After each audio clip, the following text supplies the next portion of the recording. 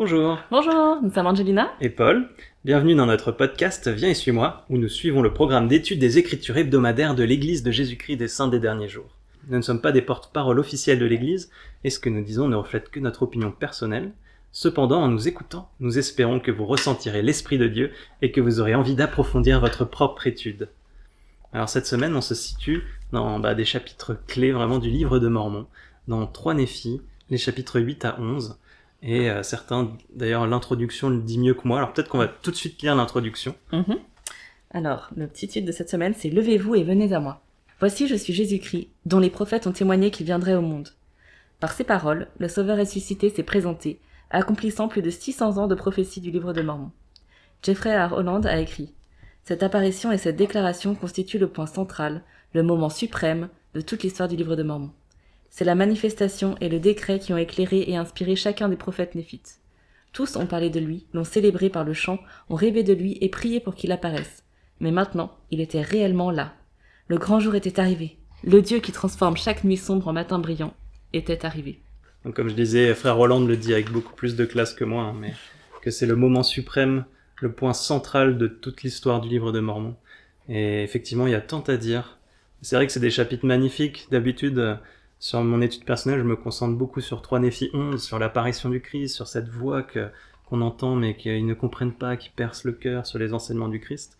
Mais en lisant le manuel cette semaine, je vais me concentrer sur autre chose personnellement, que je dévoilerai un peu plus tard.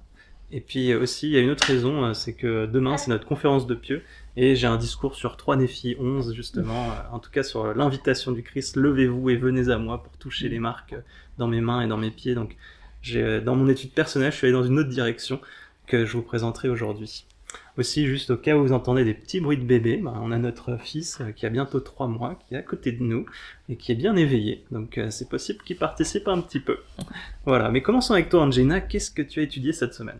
Alors moi, j'ai choisi de prendre un petit peu le premier point du manuel de cette semaine, qui s'intitule « Jésus-Christ est la lumière du monde ». Et donc je vais vous lire ce que nous dit donc le manuel.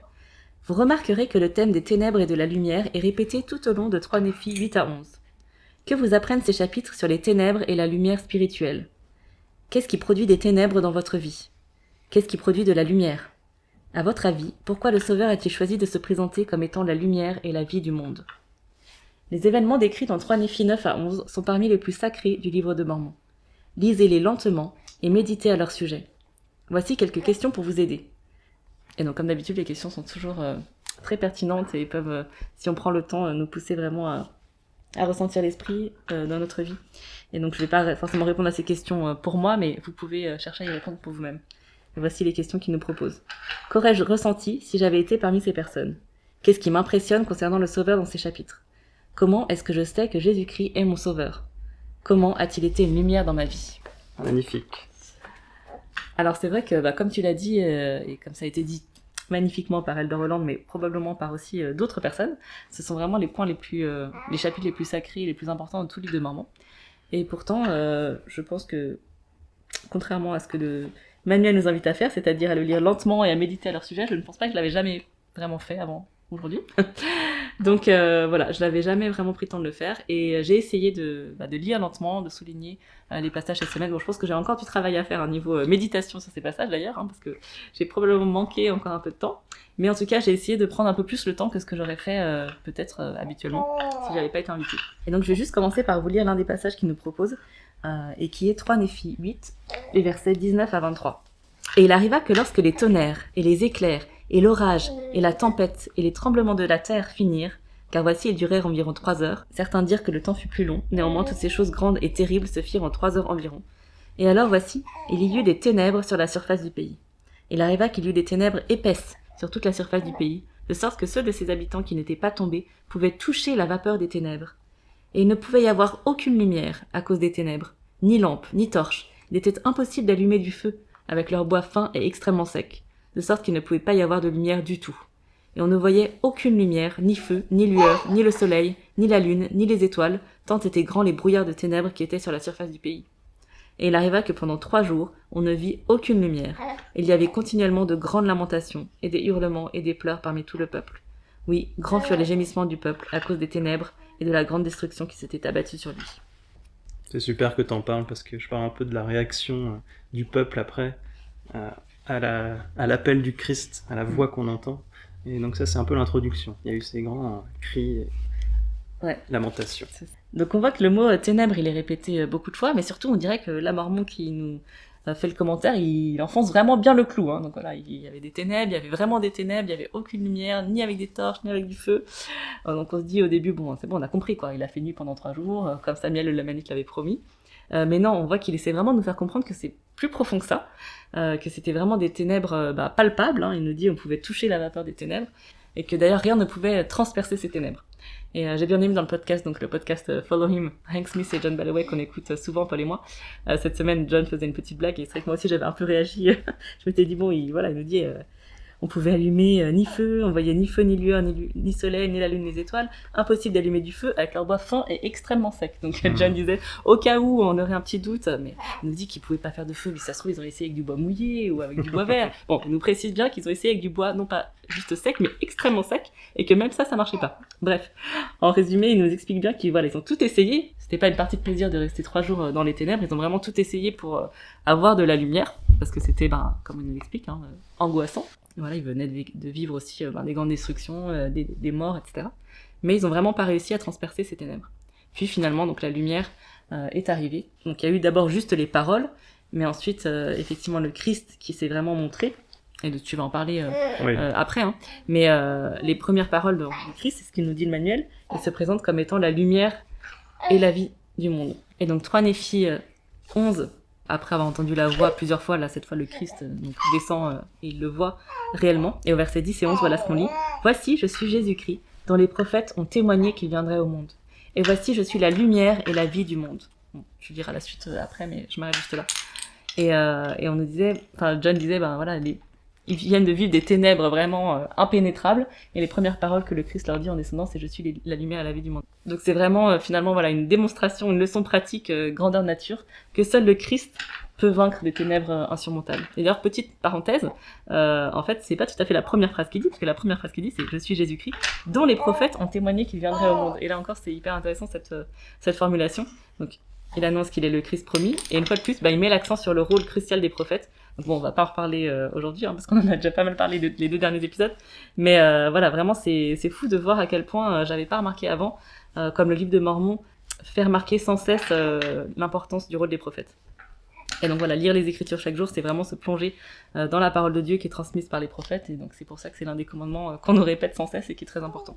Voilà, je ferme cette petite parenthèse, mais donc voilà, sinon il nous dit « Je suis la lumière et la vie du monde ». Et donc à la question du manuel, qu'est-ce qui produit des ténèbres dans votre vie ? Je pense que on a tous des réponses qui peuvent nous venir en tête, voilà, de ténèbres impénétrables qui peuvent être dispersées que par le Christ. Donc je voudrais pas vous donner des réponses bateaux. Je pense qu'on a des exemples peut-être personnels qui nous arrivent, mais des exemples pourraient être le doute, des questions sans réponse, des problèmes de santé physique et mentale, l'épuisement face à des difficultés qui perdurent malgré nos efforts, ou encore bien sûr la mort d'un être cher, d'un conjoint, d'un enfant, de quelqu'un de notre famille, ou même d'un ami cher évidemment.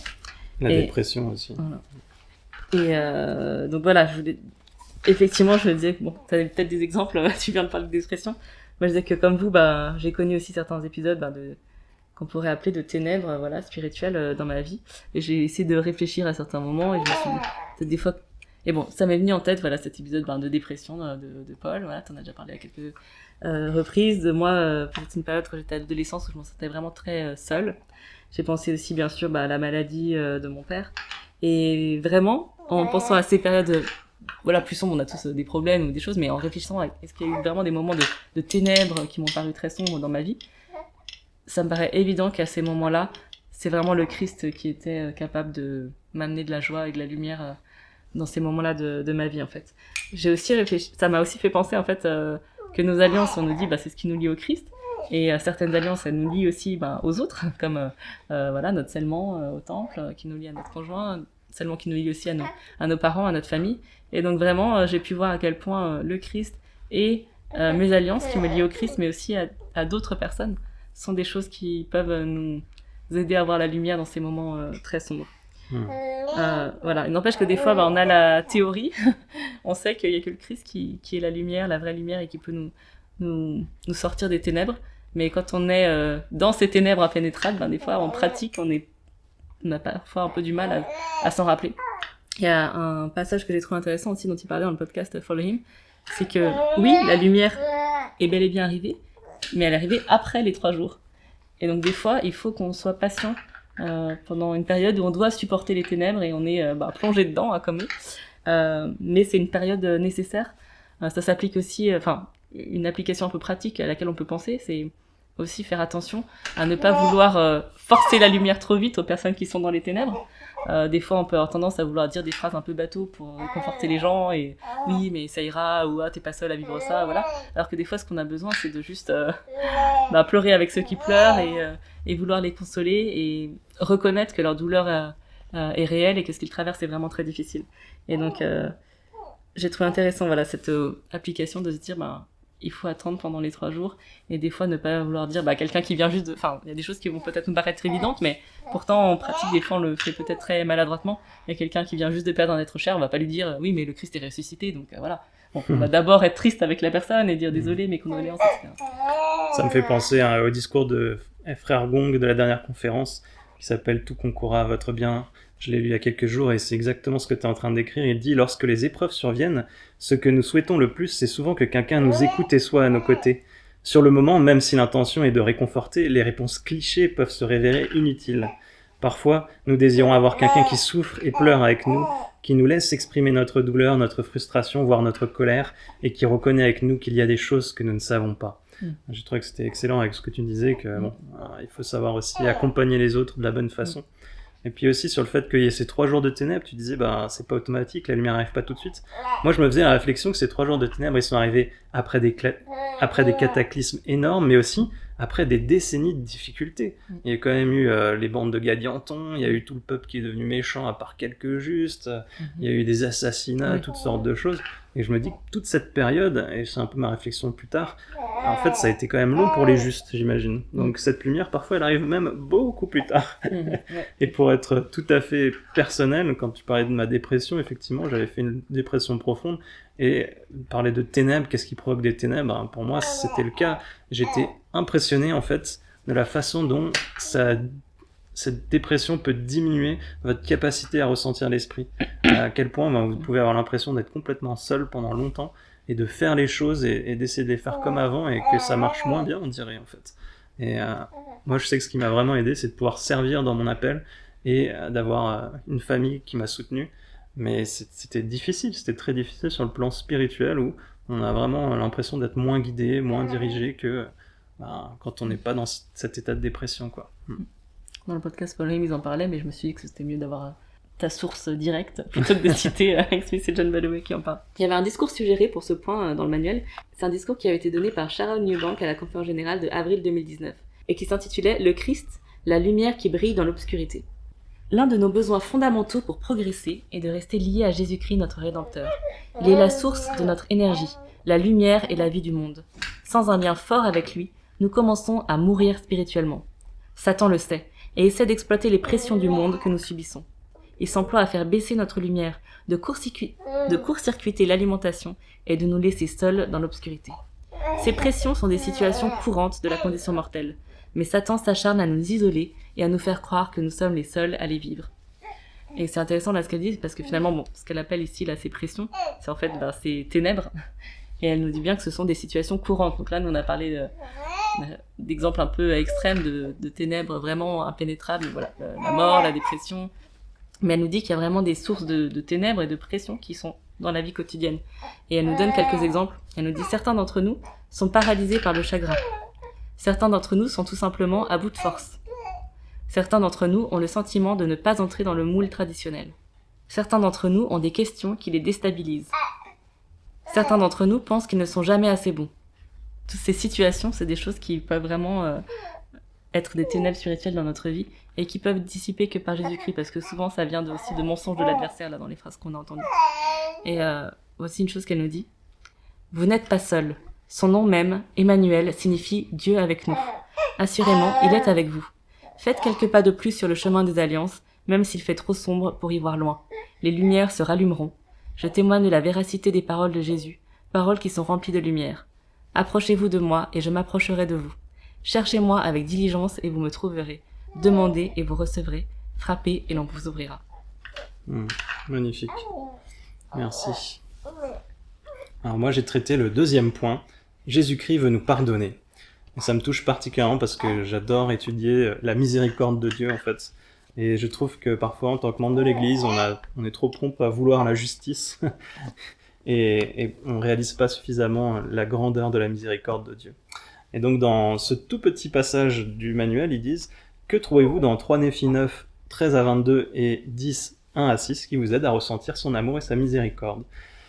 Donc c'est ce que j'ai fait, j'ai étudié ces versets.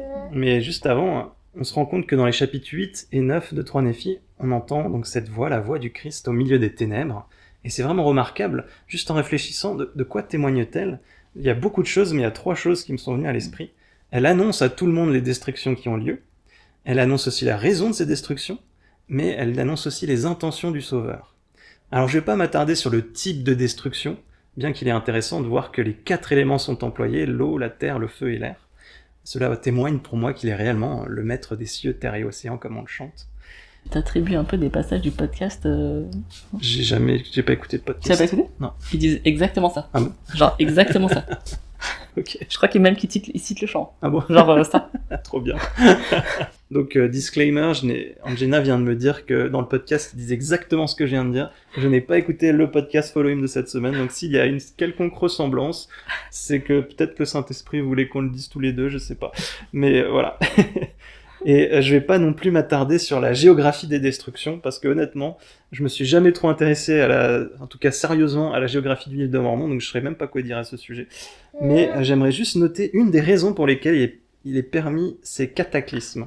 Et c'est la voix du Christ qui l'explique. Dans 3 Néphi 9, 10 et 11, il dit « Je les ai fait brûler par le feu, ainsi que leurs habitants, à cause de la méchanceté avec laquelle ils ont chassé les prophètes et lapidé ceux que j'envoyais leur parler de leur méchanceté et de leurs abominations.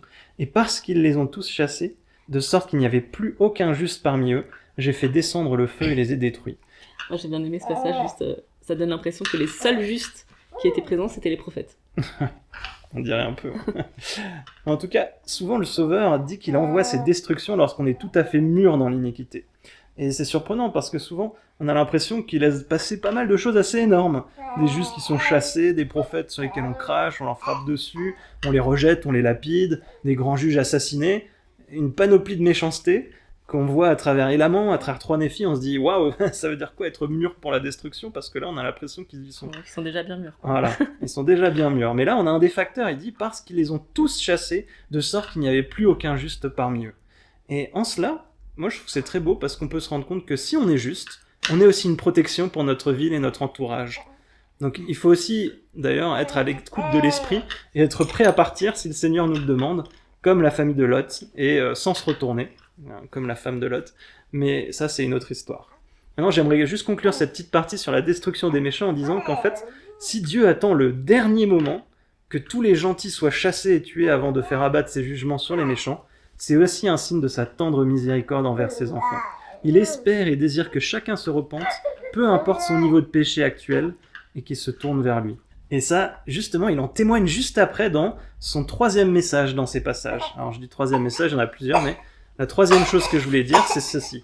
Dans 3 Néphi 9, au verset 13 et 14, on lit « Ô vous tous qui êtes épargnés, parce que vous étiez plus justes qu'eux, n'allez-vous pas maintenant revenir à moi et vous repentir de vos péchés et être convertis afin que je vous guérisse ? Oui, en vérité, je vous le dis, si vous venez à moi, vous aurez la vie éternelle. Voici le bras de ma miséricorde est étendu vers vous, et celui qui viendra, je le recevrai, et bénis sont ceux qui viennent à moi. » Et au verset 21 et 22, on peut lire « Voici, je suis venu au monde pour apporter la rédemption au monde, pour sauver le monde du péché. C'est pourquoi quiconque se repent et vient à moi comme un petit enfant, je le recevrai, car le royaume de Dieu est pour ceux qui leur ressemblent. Voici, c'est pour ceux qui leur ressemblent que j'ai donné ma vie et les reprise. C'est pourquoi repentez-vous et venez à moi, extrémité de la terre, et soyez sauvés. » Je trouve vraiment ces passages magnifiques, parce qu'ils nous expliquent ce désir qu'il a que chacun vienne à lui. Je reprends juste les expressions. « Celui qui viendra, je le recevrai. Quiconque se repent et vient à moi, je le recevrai. » Il n'exclut personne, sa miséricorde est vraiment pour tous. Alors, je ne me suis pas attardé sur la magnifique annonce qu'il fait au sujet de la fin des sacrifices de sang, qu'il requiert de nous en sacrifice un cœur brisé, un esprit contrit, Mais juste après, il dit à nouveau, « Et quiconque vient à moi, le cœur brisé et l'esprit contrit, je le baptiserai de feu et du Saint-Esprit. » Et il le répète encore au verset 22, « C'est pourquoi quiconque se repent et vient à moi, comme un petit enfant, je le recevrai. » Donc il nous donne vraiment ses intentions, et il nous dit aussi, et j'aime beaucoup ça, pourquoi il veut qu'on vienne à lui. Il dit, « Afin que je vous guérisse. » Ou « Je suis venu au monde pour apporter la rédemption au monde, pour sauver le monde du péché. Venez à moi et soyez sauvés. » Quand on lit ces passages, et qu'on imagine les entendre alors qu'on vient de vivre tous ces cataclysmes, et dans ces ténèbres comme Jenna a décrit, on voit bien que Dieu est un Dieu d'amour et de miséricorde, malgré tout ce qui s'est passé. Mais effectivement, on peut comprendre qu'il avait besoin de le rappeler un peu, quoi. Ouais, carrément. Et alors, chose intéressante, ça c'était le premier passage que je commente, le deuxième, au chapitre 10, il leur parle de nouveau. Alors déjà, je me suis demandé pourquoi deux discours séparés. Bon, je me suis dit que ça laisse le temps de réfléchir, c'est un premier point, mais aussi on voit la réaction du peuple. Donc tu avais dit au début, le peuple se lamentait, et après son premier discours, sa première prise de parole, on lit au chapitre 10, versets 1 et 2, et après ces paroles, il y eut un silence pendant de nombreuses heures dans le pays, car si grand était l'étonnement du peuple qu'il cessa de se lamenter et de hurler pour la perte de ceux des siens qui avaient été tués. C'est pourquoi il y eut un silence pendant de nombreuses heures dans tout le pays. Alors que, si on le compare avec la fin de sa deuxième prise de parole, au verset 8, on lit, « Et alors il arriva que lorsque le peuple eut entendu ces paroles, voici, il commença à pleurer et à hurler de nouveau, à cause de la perte de sa parenté et de ses amis. » Donc on voit que ça a des réactions assez différentes, ces deux prises de parole. Et pourquoi il en a fait deux, je m'interroge. J'ai pas beaucoup d'idées de plus que ça laisse le temps de réfléchir, d'emmagasiner un peu le premier message. C'est plus ou moins ce qu'ils disent dans le podcast Paul de cette semaine. C'est vrai aussi. Bon, voilà. Enfin, je veux dire, ils disent pas beaucoup plus que ils avaient besoin de temps pour assimiler avant qu'ils disent la suite, quoi. Si vous avez des idées pourquoi, n'hésitez pas à nous le dire. Maintenant, regardons un peu ce qu'il dit dans cette deuxième prise de parole, et ce que j'ai trouvé plus touchant que d'habitude, c'est que j'ai remarqué qu'il s'adresse spécialement à la maison d'Israël. C'est un peu plus spécifique que ce premier message qui peut être général à la terre entière. Il dit « Ô peuple de ces grandes villes qui sont tombées, qui êtes descendants de Jacob, et oui, qui êtes de la maison d'Israël. » Donc c'est des gens qui ont conclu une alliance avec lui. « Combien de fois vous ai-je rassemblé comme une poule rassemble ses poussins sous ses ailes, et vous ai-je nourri. Et encore combien de fois ai-je voulu vous rassembler, comme une poule rassemble ses poussins sous ses ailes, oui, ô peuple de la maison d'Israël qui êtes tombé. Oui, ô peuple de la maison d'Israël, vous qui demeurez à Jérusalem, comme vous qui êtes tombés. » Et là, on voit qu'il s'adresse à deux groupes, ceux de Jérusalem et ceux qui viennent d'être tués. « Oui, combien de fois ai-je voulu vous rassembler, comme une poule rassemble ses poussins, et vous ne l'avez pas voulu. Ô maison d'Israël que j'ai épargnée. » Et là, il s'adresse à un troisième groupe, ceux qui l'écoutent maintenant. « Combien de fois vous rassemblerai-je, comme une poule rassemble ses poussins sous ses ailes, si vous vous repentez et revenez à moi d'un cœur pleinement résolu. » Et là, on a la condition de le repentir. Et le verset suivant, qui paye pas de mine, m'a beaucoup touché. « Sinon, ô maison d'Israël, les lieux de vos demeures deviendront déserts. » Très bien. « Jusqu'au moment de l'accomplissement de l'alliance faite avec vos pères. » Alors bien sûr, on remarque d'abord la progression. Combien de fois vous ai-je rassemblé et vous ai-je nourri, ce qu'il a fait. Combien de fois ai-je voulu vous rassembler et combien de fois vous rassemblerai-je. Donc, passé, présent et futur, le Christ a cette même intention, une intention immuable de nous rassembler, de nous nourrir. C'est un message magnifique, encore une fois, sa miséricorde. Et comment est-ce possible ? On voit qu'il y a deux choses. Premièrement, c'est selon notre propre volonté, parce qu'il dit « vous ne l'avez pas voulu ». Mais deuxièmement, et c'est ça le petit truc caché que j'ai compris cette fois, c'est selon nos alliances. Et oui, dans le verset 7, il s'adresse à la maison d'Israël, et il prévient que si on ne veut pas, bien sûr, nos demeures seront laissées désolées, on aura des problèmes, mais jusqu'au moment de l'accomplissement de l'alliance faite avec vos pères. C'est donc grâce à l'alliance qu'il a essayé, qu'il essaie et qu'il essaiera toujours de nous rassembler. Quel magnifique message! Et ça m'a fait penser à cet article écrit par le président Nelson en octobre 2022 dans l'Iahona qui s'appelle « L'Alliance éternelle ». Il a dit « Une fois que nous avons fait alliance avec Dieu, nous quittons pour toujours la neutralité. Dieu n'abandonnera pas sa relation avec les personnes qui ont tissé un tel lien avec lui. En fait, toutes les personnes qui ont fait alliance avec Dieu ont accès à un amour et une miséricorde exceptionnelle. En hébreu, cet amour qui émane des alliances s'appelle Hesed. Une fois que vous et moi avons fait alliance avec Dieu, notre relation avec lui devient beaucoup plus proche qu'avant notre alliance. Maintenant, nous sommes liés, grâce à notre alliance avec Dieu, et ne se fatiguera jamais dans ses efforts pour nous aider. Et nous n'épuiserons jamais sa patience miséricordieuse envers nous. Chacun de nous a une place privilégiée dans le cœur de Dieu. Il a de grands espoirs pour nous. » Incroyable, cette façon de décrire cette alliance. Chez moi, ça me touche tout le temps que nous n'épuiserons jamais sa patience miséricordieuse. Il ne se fatiguera jamais. Il ne se fatiguera jamais de nous ramener, quoi. C'est vraiment magnifique. Contrairement à nous, en tant que parents, qui des fois nous fatiguons un peu dans nos efforts. Mais voilà, on essaye de suivre l'exemple de Dieu, n'est-ce pas?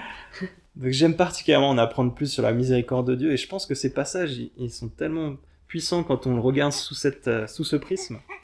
Et je pense que c'est notre devoir d'essayer de mieux comprendre cette miséricorde. Après tout, il a donné son Fils dans le but même de nous accorder cette miséricorde. Et c'est ce qu'on peut lire dans Alma 34, au verset 15. Il dit « Et ainsi, il apportera le salut à tous ceux qui croiront en son nom, ceci étant le but de ce dernier sacrifice, réaliser les entrailles de miséricorde. » Le but du sacrifice du Christ, réaliser les entrailles de miséricorde. Et dans les chapitres qui viennent, je m'avance un tout petit peu, mais il y a des beaux passages qui illustrent très bien cela, et qui démontrent combien il a de la miséricorde envers notre faiblesse humaine, parce qu'après avoir enseigné les Néphites, il leur a dit « Voici, mes entrailles sont remplies de compassion envers vous. » Et là il dit « En avez-vous, parmi vous qui sont malades, amenez-les ici. En avez-vous qui sont estropiés, ou aveugles, ou boiteux, ou mutilés, ou lépreux, ou qui sont desséchés, qui sont sourds, ou qui sont affligés de toute manière. Amenez-les ici et je les guérirai, car j'ai compassion de vous. Mes entrailles sont remplies de miséricorde. » Et au verset 9, on voit « Il guérit chacun d'eux à mesure qu'on les lui amenait. » Encore une fois, il n'y en a pas un qui était mis de côté. Chacun, si vous venez au Christ, il vous recevra, il vous donnera miséricorde. Et on peut le mettre en lien avec cette écriture d'Alma 7, 12. Il prendra sur lui ses infirmités, les infirmités de son peuple, afin que ses entrailles soient remplies de miséricorde selon la chair, afin qu'il sache selon la chair comment secourir son peuple selon ses infirmités. Alors j'ai déjà dit il y a quelques semaines, mais il y a une écriture qui me marque particulièrement dans Alma 33, 16, où il dit « Tu es en colère au Seigneur contre ce peuple parce qu'il ne veut pas comprendre la miséricorde que tu lui as accordée à cause de ton Fils. » Je pense que Dieu est offensé quand nous ne reconnaissons pas la miséricorde infinie qu'il nous fait par le don de son Fils, spécialement lorsque nous croyons le mensonge de Satan que nous ne pouvons plus nous repentir, ou que c'est inutile, ou que c'est trop difficile, ou que Dieu ne veut plus nous pardonner. Donc je vais conclure avec ce passage d'un discours tiré de la conférence d'octobre 2009 de Frère Anderson qui s'appelle « Repentez-vous afin que je vous guérisse ». Donc exactement le passage qu'on est en train de commenter dans 3 Néphi 9. Et voici ce qu'il dit. « Je me suis émerveillé des bras de miséricorde et d'amour du Sauveur, enserrant le pénitent, quel que soit l'égoïsme du péché pardonné. Je témoigne que le Sauveur peut et désire vivement nous pardonner nos péchés. À part pour ceux qui ont choisi la perdition, après avoir connu une plénitude, il n'y a pas de péché qui ne puisse être pardonné. » Et donc moi je témoigne aussi que l'un des plus grands désirs de Dieu est de nous pardonner, parce qu'il a donné son Fils pour le faire. Alors c'est sans aucun doute l'une des choses les plus spéciales pour lui, lorsqu'on accepte ce don et qu'on en est reconnaissant. Et cela m'aide aussi à comprendre une écriture qui m'est venue en tête en préparant ça, Luc 15, 7. Quand le Christ dit « De même, je vous le dis, il y aura plus de joie dans le ciel pour un seul pécheur qui se repent que pour 99 justes qui n'ont pas besoin de changer d'attitude, ou qui n'ont pas besoin de se repentir. » Donc soyons donc prompts à nous repentir, faisons-le quotidiennement, alors la joie de la rédemption sera nôtre. Réjouissons-nous de la miséricorde de notre grand Dieu. Et c'est tout pour cette semaine. Donc comme d'habitude, on n'a clairement pas eu le temps de tout couvrir, mais on espère que ça vous aura en tout cas encouragé à faire aussi votre propre étude personnelle, à découvrir les trésors spirituels et les choses que l'Esprit veut vous murmurer à vous, pour vous personnellement, pour votre famille, pour votre entourage. Et merci encore à tous ceux qui nous laissent des petits commentaires, qui nous encouragent par vos petits j'aime, vos petits encouragements. Et on vous dit à la semaine prochaine. Bonne semaine.